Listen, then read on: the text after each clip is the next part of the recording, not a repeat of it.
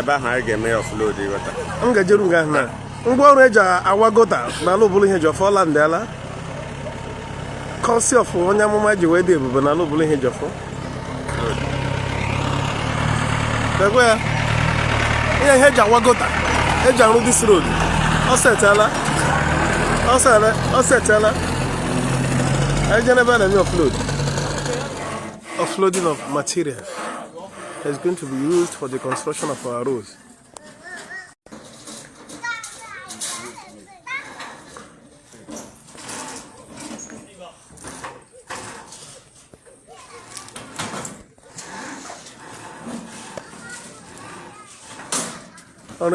Finally, the long-awaited construction of our road.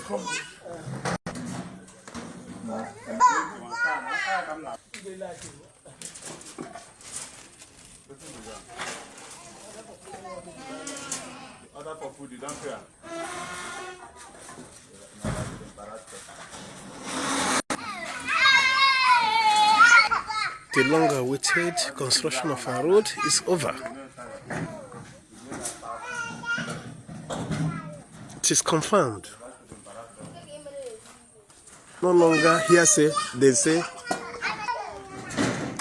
materials has arrived. They're not paroled, not paroled somewhere.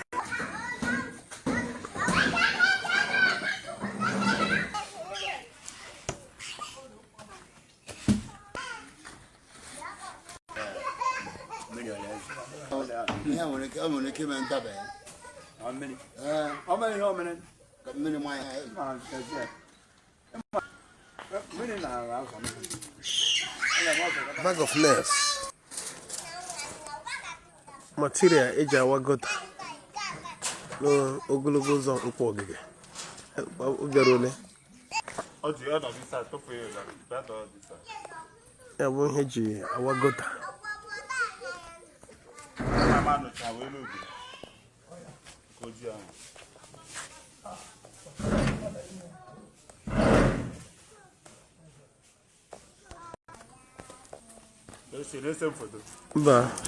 You never again taking a mono, eh? You have gonna because every problem for video because till Zion you. Tikwala Zion also. Because now you making Amarobodo. Yakiji Amarobodo. Founding Amarono, this is a video of ongoing land road project in the Zionology. Ongoing road project in the Zionology. Kids get a na loser. Somebody said the man posted a voice na loda to Zona Nempi to Obolo town to Iseke village on the Manda village my boy also no Nempi to Obolo down to Iseke Kana Lozo Alogota Obogine Zion ministry nalo. When for that video was anyị kuna Ebuka Obi ji contract eba alụgo na Anambra alụrụ eba so ọ na-awala ụzọ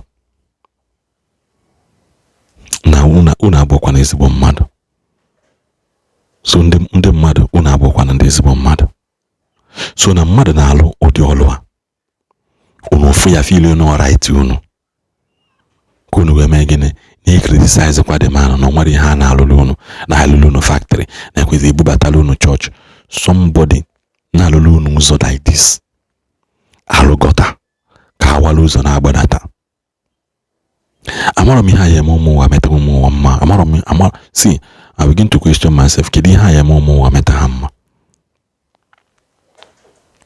that ụzọ ahụ does it mean that na government allocation anaghị abata dị ya that gọta aha anyị bido waba kịta alụbụ ụzọ does it mean na government allocation unu enwere local government chairman dị ya who are then the local government chairman of Iseke or the local government chairman that oversees those areas does it mean that na enwere allocation iji alụ ụzọ right from mgbe that ụzọ because na a lot of people mgbe ha for that video they were so happy see finally that God has remembered them.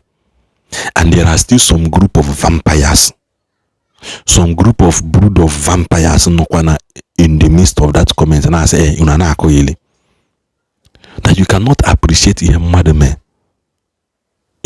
mee awala ụzọ. What if na ọ bụ na ọ bịa face sọsọ Ngor Okpala ebe ọ chọrọ ịlụ ọlụ asị sọsọ Ngor Okpala ka ofisi mana mmadụ na-alụlụ unu ụzọ from Ubulu down to Iseke ka na-awa ụzọ ahụ agbago. Ndị mmadụ please should know that na that place there is a very long distance. Ọsụkọ ya bụrụ nọ half kilometer all call. anyị hapụ ọlụ kwesịrị ịdịlụ gọọmenti. These are the common basic things gọọmenti kwesịrị ịlụ. Ahapụla ha ndị mmadụ pretend ka ya sị na ha afụrụ ya. Mgbe onye ọzọ lụwazịa asị na akọ ili ma ọ bụrụ ihe onye kwesịrị ịlụ na ihe anyị na-edewe factory na ihe anyị na-edewe indọstrị n'obodo ọzọ mere anyị alụrụ gị indọstrị ahụ ọ ya ama trela ya ebutelu ngwongwo wee bịa lụdat indọstrị a ọ ya agba ama nna gị ka ọ ya agba ama nne gị wee bata ka ọ nọ n'ahụ ụzọ dị traktọ ya alụ factory na data gbaa ya 2 times ọ na ha ya agbalị ka ụzọ ahụ. Do you know how heavy those machineries are? Do you know how heavy ha na-adị agba n'ụzọ? God will judge you, all of you people. God will judge many of you because now many of you begin to pay for many things against somebody for your home mmadụ na-emele unu.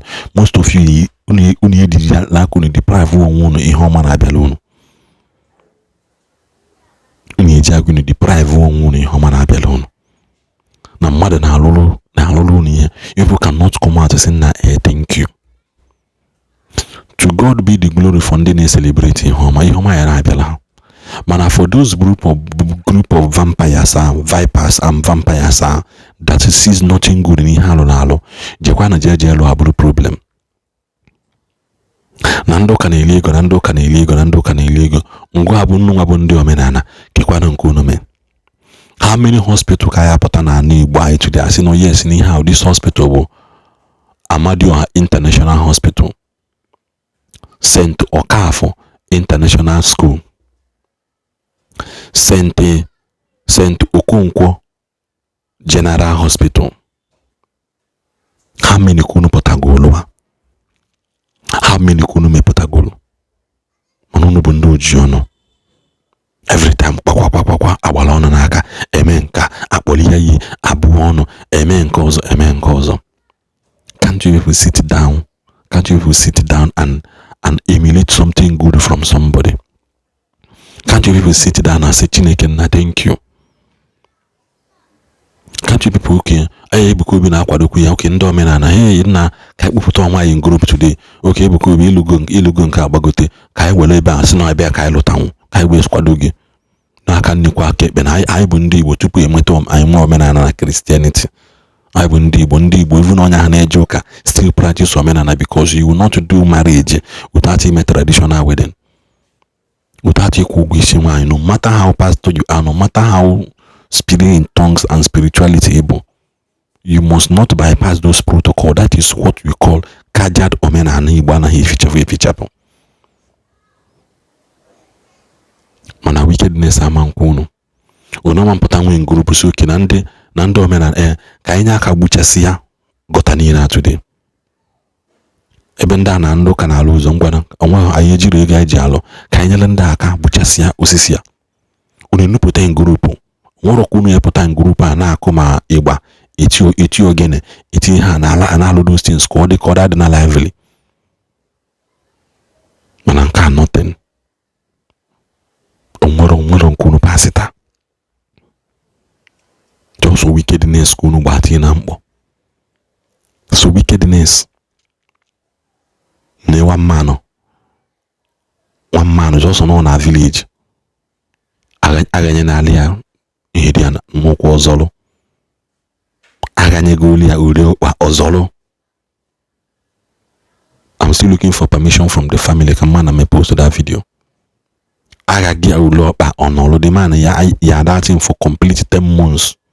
So no na bury ya call the Guinea on a village. I will get the full story. Collect permission, propose that video. Mother we don't know sleepless night. weli ya ose n'ime ọkpa ọrụ mmadụ mee datin ọrụ mmadụ meli ya ọrụ mmadụ mụ na gị na-abụ na-eku ume anyụ mamịrị mee aka na wickedness edo ndụ mee mmadụ ibe gị ọdị ndụ ọnwụ ka mma sleepless night a na-ewesti ego